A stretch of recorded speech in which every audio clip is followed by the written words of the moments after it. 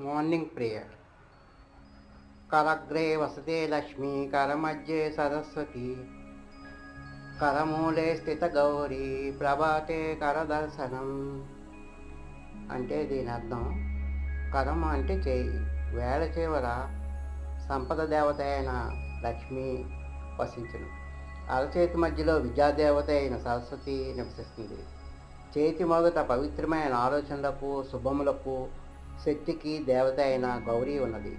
అటువంటి పవిత్రమైన ముగ్గురు అమ్మలో ఉన్న చేతిని ఉదయమే దర్శిస్తున్నాము.